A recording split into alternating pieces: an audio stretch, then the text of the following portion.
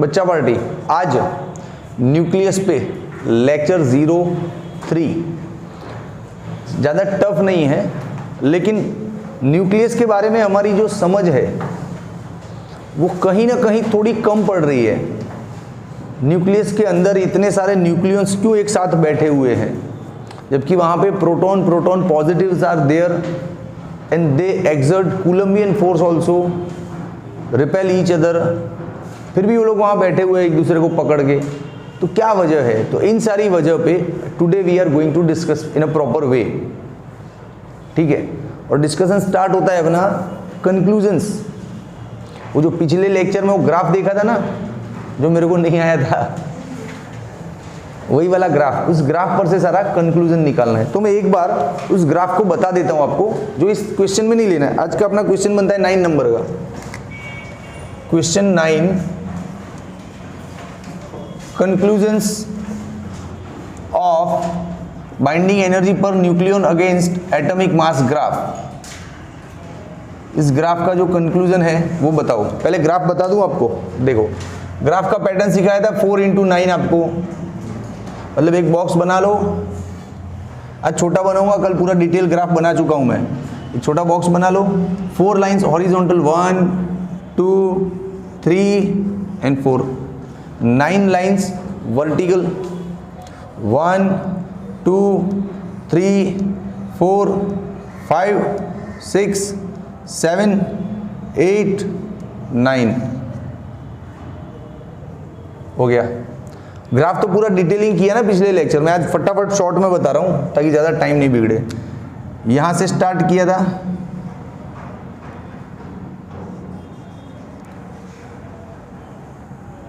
ये यूरेनियम पे लाके पटका था उसको, और यहाँ जो टॉप मोस्ट पोजीशन था वो किसका था? वेरी गुड वेरी गुड, बच्चा पढ़ के आता है तो बहुत अच्छा लगता है। 50, और उसके जस्ट बाजू में कौन था? सल्फर 32, है ना। यहाँ पे मोलिब्डेनम, इंडियम सब थे, लेकिन हमारा फोकस यूरेनियम पे ज़्यादा है, 238 वाला। अच्छा, ये लेवल एनर्जी का एक्सिस ये था, बाइंडिंग एनर्जी पर न्यूक्लियन मिलियन इलेक्ट्रॉन वोल्ट में था। यहाँ पे था अपना 8.75 मिलियन इलेक्ट्रॉन वोल्ट, था कि नहीं? नहीं था, 7.6 था। हाँ, ये आयरन के आगे था 8.75, ये था एटॉमिक मास। अच्छा, ये रेंज था 25, ये था 50, मतलब यहाँ तक आता है 30 बस। ओके, अब आगे बढ़े फटाफट। चलो, इसके 2 इंपॉर्टेंट नोटिसेबल पॉइंट कौन कौन से थे, पहले उन पे बात करता हूँ। तो पहला पॉइंट था कि जिनका, आप देखो यहाँ से लेके ना, ये ग्राफ अपने को ऑलमोस्ट सीधा दिखता है, ऑलमोस्ट सीधा दिखता है, कांस्टेंट दिखता है। और ये रेंज कितना बनता है? यहाँ तक का ये होता है 170 एटॉमिक मास, और यहाँ का रेंज अपन मान लेते हैं 30 कुछ, ठीक है।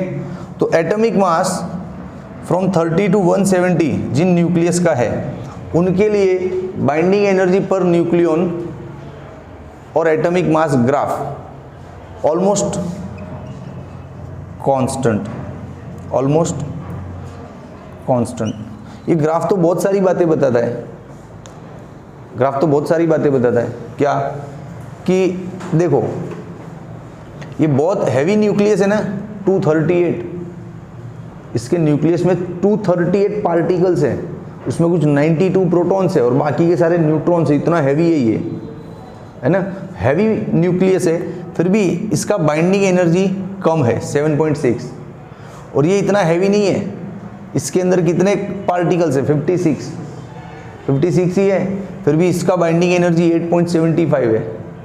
बाइंडिंग एनर्जी को हम देसी भाषा में क्या समझे थे? न्यूक्लियस को तोड़ने के लिए जो ताकत लगाते हैं, that is called its binding energy. तो इतना हैवी न्यूक्लियस है, उसको तोड़ने में एनर्जी कम लग रहा है, जबकि ये कंपैरेटिवली लाइट न्यूक्लियस है, फिर भी एनर्जी ज़्यादा लग रहा है। तो ग्राफ में ऐसी बहुत सारी बातें हमने कल ऑब्जर्व की। अब आज की मेन डिस्कशन पे आते हैं। 4 मेन पॉइंट्स है टू डिस्कस। सबसे पहला पॉइंट जाता है न्यूक्लियर फोर्स पे, कि nuclear force is only attractive type force. ये पहला ही कंक्लूजन है। Nuclear force is only attractive type force. और ये इतना सफिशिएंट है कि न्यूक्लियस के अंदर सारे पार्टिकल्स को, सारे न्यूक्लियंस को होल्ड करने के लिए सफिशिएंट है, ये इतना स्ट्रॉन्ग इनफ होता है। तो एक और पॉइंट डाल दो कि it is enough strong to hold all nucleons in nucleus. ये हो गया कंक्लूजन एक। भाई न्यूक्लियर फोर्स की वजह से ही सब टिके हुए हैं ना अंदर। दूसरा कंक्लूजन थोड़ा धांसू है, थोड़ा लंबा भी है। दूसरा कंक्लूजन रेंज को लेकर है कि न्यूक्लियर फोर्स का रेंज बहुत ज़्यादा नहीं होता है, 1 फर्मी तक होता है, या 1.2 ले ले ज़्यादा से ज़्यादा, उससे ज़्यादा नहीं होता है न्यूक्लियर फोर्स का रेंज। जैसे देखो, एक इमेजिन करो न्यूक्लियस अंदर से कैसा दिखता होगा। तो न्यूक्लियस जनरली ऐसा हम स्फेरिकल लेते हैं, ये रहा न्यूक्लियस। गौर से देखना है, बहुत लंबा पैराग्राफ है, 4-5 बड़े बड़े पॉइंट से भी इसी में कवर करने हैं, फिर हम थर्ड कंक्लूजन पे जाएंगे। ओके, देखो ये रहा न्यूक्लियस। इसके अंदर क्या होगा, बहुत सारा प्रोटॉन होगा और बहुत सारा न्यूट्रॉन होगा, और तो क्या होगा। तो उसी की इमेजिनेशन करो और बना दो। देखो ये रहे सारे प्रोटॉन, प्रोटॉन थोड़े कम बनाओ, न्यूट्रॉन ज़्यादा बनाओ।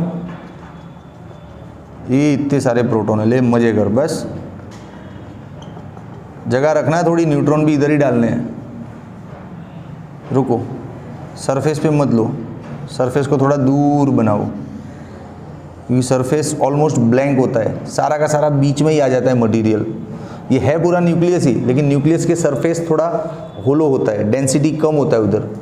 ओके, हो गए प्रोटॉन।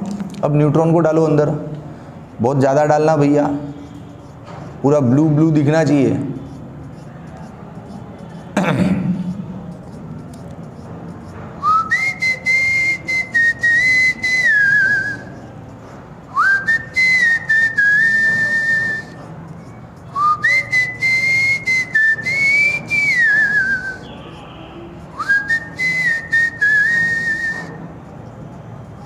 कुछ ज़्यादा हो गया ना,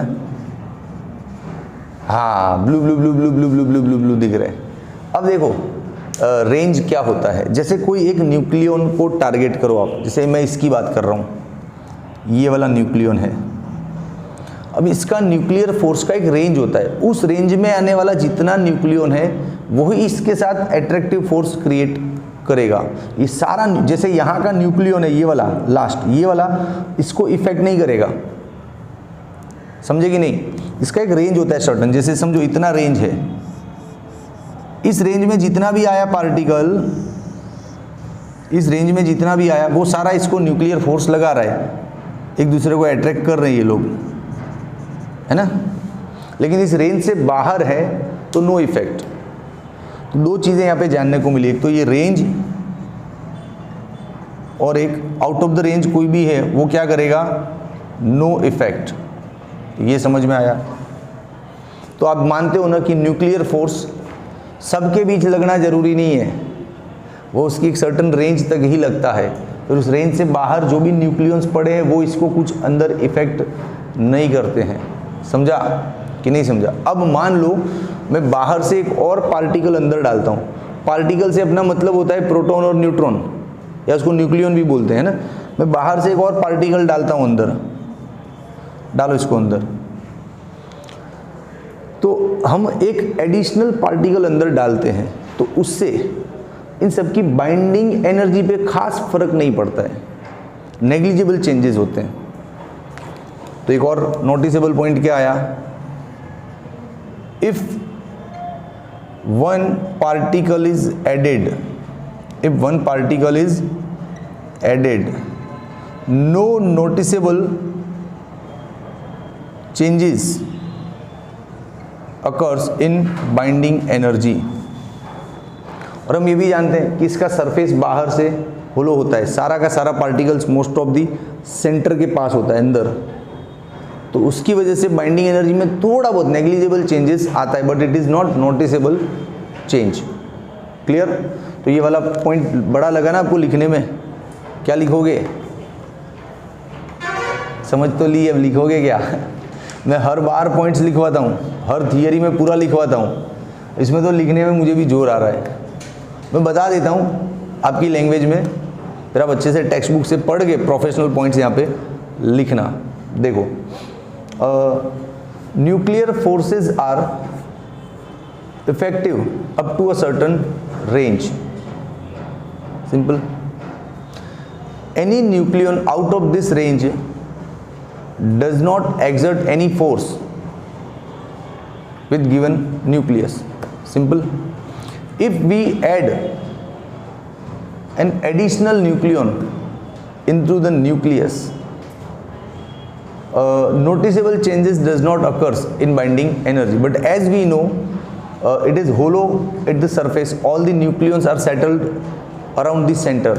So some negligible changes may occur in binding energy. बोल, मस्त हो गया ना भाषण, लिख लोगे। अब थोड़ा टेक्स्ट बुक में से पढ़ लो। ओके, अब एक धांसू प्रोसेस बताता हूँ आपको।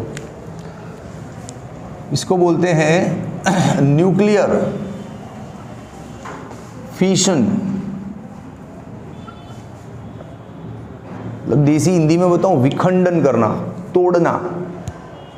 अब बहुत ही ड्रामेटिक पॉइंट है, आपकी कल्पनाओं से ऊपर। आपने ग्राफ को देखा ध्यान से?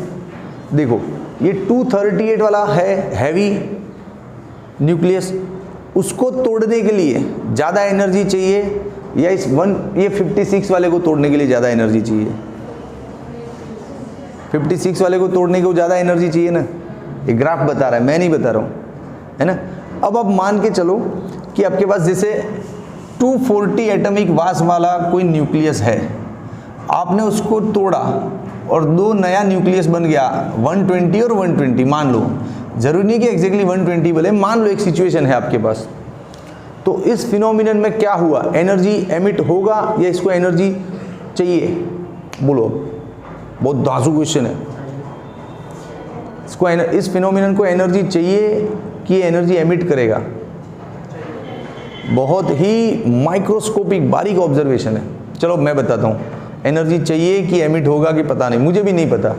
मैं तो लॉजिकली समझता जाऊंगा 1 बाय 1, फिर आंसर में कुछ ना कुछ आएगा। चलो समझते हैं। देखो, ये 240 वाले को तोड़ने के लिए ज़्यादा एनर्जी चाहिए या इस 120 को तोड़ने के लिए ज़्यादा एनर्जी चाहिए? 120, क्योंकि वो ये 30 से 170 की रेंज में आ रहा है ना, और ये जो ऊपर वाला लेवल है पूरा वो 30 से 170 की रेंज वालों के लिए, उनकी एनर्जी ज़्यादा चाहिए, और ये 238 वाले को कंपैरेटिवली कम चाहिए। तो this nucleus requires less energy to break, but this nucleus requires more energy as compared to this to break. इसका मतलब क्या हुआ? इसको तोड़ने में ज़्यादा एनर्जी चाहिए। पहले तो ये 240 के अंदर ही घुसा हुआ था, 240 को तोड़ा तो 2 निकला, अभी जो निकला है इसको और भी ज़्यादा एनर्जी चाहिए, अब इसको तोड़ नहीं सकते आप। तो इसका मतलब ये हो रहा है कि जो न्यूक्लियॉन्स है ना, वो पहले से ज़्यादा क्लोज आ गए हैं। न्यूक्लियॉन जैसे जैसे क्लोज आता है वैसे वैसे टाइट होता है ना, तो वैसे वैसे मास का डिफेक्ट होता जाता है और अंदर से एनर्जी बाहर निकलता जाता है। जितना ज़्यादा क्लोज ना, उतना ज़्यादा एनर्जी उसने छोड़ा है। अब वो टूटने के लिए वापस उतना ही ज़्यादा एनर्जी मांगेगा कि मुझे तोड़ना है ना, तो मैंने बहुत ज़्यादा बलिदान दिया था, वापस दो उतनी एनर्जी तो मैं टूटूंगा। समझ में आ रहा है? बिल्कुल देसी भाषा में समझा रहा हूँ ताकि आप इससे कनेक्ट कर पाओ। ये हाई लेवल लैंग्वेज है न्यूक्लियस के अंदर। हर जगह बाइंडिंग एनर्जी वर्ड डाला है। इसका मतलब होता है तोड़ने के लिए चाहिए वाली एनर्जी। अब ये तोड़ना फोड़ना मेरे देसी वर्ड्स हैं ताकि आपसे कनेक्ट हो पाए, लेकिन जहाँ जहाँ मैं तोड़ने वाला बोलूँ वहाँ आप समझ लो बाइंडिंग एनर्जी बोल रहे सर। ये पकड़ में आ रहा है कि जब वो 240 था तब बाइंडिंग एनर्जी कम था, मतलब तोड़ने वाला एनर्जी कम था। अब वो 120 बन गया तब तोड़ने वाला एनर्जी ज़्यादा है। तो हुआ क्या इधर? न्यूक्लियस पहले से ज़्यादा क्लोज टाइट हो गए, वो टूटेंगे नहीं आसानी से। तो कैसे टाइट हो गए? उन्होंने मास का लॉस किया और ज़्यादा ताकत से जुड़ गए, और मास का लॉस किया तो मास कहाँ गया होगा? अब बोलो, इसमें एनर्जी एमिट होगा कि एनर्जी चाहिए? हाँ, एमिट होगा, क्योंकि एनर्जी निकाली होगी तभी ये लोग और ज़्यादा टाइटली जुड़ गए होंगे, वरना कैसे जुड़ते, है ना। तो ये एनर्जी एमिट करता है, ये प्रोसेस क्या करता है? एनर्जी एमिट करता है। इसको बोलते हैं न्यूक्लियर फ्यूजन प्रोसेस। क्लियर? ये जो न्यूक्लियर बम है उसी टाइप का प्रोसेस है ये। तो ये सारा कंक्लूजन इस ग्राफ को देख के ही हाथ में आया ना। जब ये हैवी न्यूक्लियस था तब कम एनर्जी चाहिए था, लाइट न्यूक्लियस हो गया तो ज़्यादा चाहिए, मतलब तो ये सारा इस ग्राफ से ही समझ में आता है। चलो one more conclusion from this graph. अब इसका रिवर्स सोचो, जैसे यहाँ पे दो कोई लाइट न्यूक्लियस है, उनको कनेक्ट कर दूं तो इस रेंज में आ जाएगा वो न्यूक्लियस। दो लाइट न्यूक्लियस ले लो यहाँ से, इस रेंज के, इस ग्रुप में से कोई भी दो न्यूक्लियस ले लो आप और उनको जोड़ो तो वो लोग अब इस रेंज में आ जाएंगे ना, ऊपर वाली, तो फिर एनर्जी बढ़ गया ना। मतलब दो लाइट न्यूक्लियस है, जैसे 30 वाले दो न्यूक्लियस है, समझो। अरे 25 रख, 25 वाले दो न्यूक्लियस है, इन दोनों को कंबाइन करो और 50 हो गया। अब बोलो बाइंडिंग एनर्जी किसका ज़्यादा है? 50 वाले का, क्योंकि वो इस रेंज में आ रहा है। 50 बन गया, वैसे वो इस रेंज में आ गया है, तो अब ये ज़्यादा भाव खाएगा कि मुझे तोड़ो तो ज़्यादा एनर्जी दो, मतलब इसका बाइंडिंग एनर्जी ज़्यादा बन गया, तो ये भी एमिट हुआ। इस प्रोसेस में भी एनर्जी का क्या हुआ? एमिशन ही हुआ ना। एनर्जी एमिशन नहीं पकड़ में आ रहा है, कैसे एनर्जी एमिशन हुआ समझो। जब वो 25 रेंज का दो न्यूक्लियस था तो उसका बाइंडिंग एनर्जी कम था, कम मतलब इसको तोड़ने के लिए कम मेहनत लगता है, लेकिन वो जब दोनों जुड़ गए और 50 वाला बन गया तो 50 वाला तो इस रेंज में आ गया, मतलब बाइंडिंग एनर्जी अब ज़्यादा चाहिए। तो उसको बाइंडिंग एनर्जी ज़्यादा क्यों चाहिए? क्योंकि उसने मास ज़्यादा खोया होगा, लॉस ज़्यादा किया होगा, तब वो मांग रहा है, समझा? तो वो ज़्यादा मांग रहा है मतलब उसने ज़्यादा खोया होगा, तो उसने एमिट कर दिया होगा energy. That's why this procedure is also energy emission process. इसको बोलते हैं न्यूक्लियर फ्यूजन। क्या बोलते हैं? Nuclear fusion. और बच्चा पार्टी, ये ना सन की जो एनर्जी होती है उसका सबसे बड़ा सोर्स यही प्रोसेस है, सन एनर्जी सोर्स। सन के अंदर भी ऐसा ही होता है, लाइट न्यूक्लियस जुड़ते हैं और बड़ा न्यूक्लियस बनता है और एनर्जी एमिट होता जाता है, हाइड्रोजन हीलियम के ब्लास्ट वगैरह होते हैं। तो सन के अंदर भी यही फ्यूजन प्रोसेस चलता रहता है। तो भाई देख, इस ग्राफ पे जितना कंक्लूजन दे सकता था दिया, बाकी का आप थोड़ा टेक्स्ट बुक पढ़ो तो वर्ड्स और ज़्यादा क्लियर होंगे, समझ आपकी क्लियर कर दी मैंने। अब वर्ड्स अपने बिल्डअप करो, खुद का नोट्स बनाओ, ठीक है? चलो नेक्स्ट क्वेश्चन लेते हैं, इसका स्क्रीनशॉट ले लो। Nuclear force and characteristics. अब इजी है, 2-5 मिनट का खेल है। न्यूक्लियर फोर्स का थॉट क्यों आता है? सीधी बात है यार, हम न्यूक्लियस को देखें, देखो ये रहा अपना न्यूक्लियस, उसके अंदर ये सारे प्रोटॉन भरे पड़े हैं इतने, न्यूट्रॉन्स आर ऑल्सो देयर, ठीक है? अब ये प्रोटॉन है तो obviously they exert Coulombian repulsion force. Coulomb का रिपल्सन फोर्स लगता है कि नहीं इनके बीच में?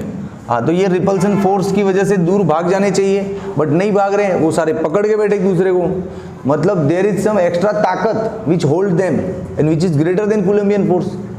जैसे देखो ये एक पॉजिटिव है Q1, ये है पॉजिटिव Q2। अब इन दोनों के बीच में रिपल्सन फोर्स है, तो ये लोग ऐसे रुक ही नहीं सकते, सीधा निकलेंगे। लेकिन मान लो बीच में एक डोरी लगा दो, अब string, if there is a string, तो ये दोनों पकड़ के रहेंगे उधर। और तो आप मानते हो ना कि स्ट्रिंग का ताकत, स्ट्रिंग का फोर्स इन दोनों के रिपल्सन फोर्स से ज़्यादा है, इसलिए ये रुके हुए हैं। तो ये जो स्ट्रिंग होता है ना, वो इनविजिबल स्ट्रिंग, मतलब इनके अंदर का न्यूक्लियर फोर्स जो कूलम्बियन फोर्स से भी ज़्यादा होता है, इनको पकड़ के रखता है, समझा? हाँ, तो यहाँ पे लिख सकते हो आप, कूलम्बियन रिपल्सन से भी बड़ा है न्यूक्लियर फोर्स। न्यूक्लियर फोर्स, और न्यूक्लियर फोर्स को हम स्ट्रॉन्ग फोर्स भी बोलते हैं। क्या बोलते हैं? स्ट्रॉन्ग फोर्स, ठीक है? अब देखो न्यूक्लियर फोर्स किस किस के बीच में लगता है? सबके बीच में लगता है। ये पॉजिटिव नेगेटिव के भेदभाव को नहीं जानता है। न्यूक्लियर फोर्स ये नहीं जानता है कि तू पॉजिटिव है कि तू न्यूट्रॉन है कि क्या है। ये प्रोटॉन प्रोटॉन के बीच में भी लगता है, न्यूट्रॉन न्यूट्रॉन के बीच में भी लगता है, और न्यूट्रॉन प्रोटॉन के बीच में भी लगता है। तो न्यूक्लियर फोर्स इन सब के बीच में लगता है, समझे? अब इसका बता दूं रेंज आपको, nuclear force is very greater than Coulombian force and also gravitation force. अब आप बोलोगे सर ग्रेविटेशन फोर्स अचानक कहाँ से एंट्री मारा? ओ भाई ग्रेविटेशन फोर्स भी है अंदर, आपने नोटिस नहीं किया? क्या था ग्रेविटेशन फोर्स? G m1m2/r² था। अब ये दोनों का मास नहीं है क्या? बीच में कुछ डिस्टेंस नहीं है क्या? तो इनके बीच में ये भी तो लग रहा होगा ना, इसके और इसके बीच में भी मास नहीं है क्या? है ना। इन दोनों का भी मास नहीं है क्या? है ना। तो ग्रेविटेशन भी फील हो रहा होगा सबको। तो ये ग्रेविटेशन और कूलम्बियन दोनों से ज़्यादा है। हालांकि ग्रेविटेशन एट्रैक्शन फोर्स है तो वो सपोर्ट करेगा न्यूक्लियर फोर्स को, है ना। ठीक है, अब देखो, अच्छा एक छोटी सी बात बता दूं, ये जो ग्रेविटेशन फोर्स है ना, ये न्यूक्लियर फोर्स से बहुत ही छोटा है, बहुत कमज़ोर है, मतलब इस कूलम्बियन फोर्स से। ये भी एक कंपैरिजन लेते जाओ। अब एक आखिरी बात, इसका एक ग्राफ दिया हुआ है ऐसा, potential energy against range. Graph कैसा है देखो, आप यहाँ पे जैसे आपका 100 है, यहाँ पे आपका 0 है और यहाँ पे है -100, ये 0 लेवल है। तो ये हो गया इधर रेंज। अब ग्राफ देखो कैसा है, ज़्यादा इतना मज़ा नहीं आ रहा इसको पढ़ाने में, कुछ ऐसा क्रिएटिव काम नहीं है जो हम कर पाए इसमें। सिर्फ इन्फॉर्मेशन है, वो आप तक डिलीवर करनी है और थोड़ा देसी वर्ड्स डाल के डिलीवर करो ताकि आपको भी पकड़ में आ जाए चीज़ें। बात ख़त्म। ओके, ये मैकेनिक्स जैसे सम नहीं है, इलेक्ट्रोस्टैटिक्स जैसी चीज़ें नहीं है। चलो अब एक धांसू बात पे गौर करना आप लोग। हम लोग अभी अर्थ के अराउंड है, अर्थ की सरफेस पे है, तो अर्थ के अराउंड या अर्थ की सरफेस पे, ये एक्स्ट्रा है, न्यूक्लियर से निकल के अचानक अर्थ पे आ गया क्योंकि आपको कुछ अलग समझाना चाहता हूँ। हमारा अभी पोटेंशियल एनर्जी क्या है? -Gmem/r है। r means the distance from earth, centre of earth, ये है माइनस है, इसलिए हम लोग सब अर्थ के बाउंडेशन में रुका हुआ है, अर्थ की ग्रेविटी ने हमको पकड़ा हुआ है, आवर एनर्जी इज नेगेटिव। मान लो हमारा एनर्जी 0 होता है या पॉजिटिव होता है तो हम कहाँ हैं? एस्केप करके इन्फिनिट पे हम लोग, अर्थ का ग्रेविटी पकड़ ही नहीं पाएगा क्योंकि हमारा एनर्जी तो 0 हो चुका है। जब तक हमारा पोटेंशियल एनर्जी नेगेटिव है तब तक ही हम बंधन में है।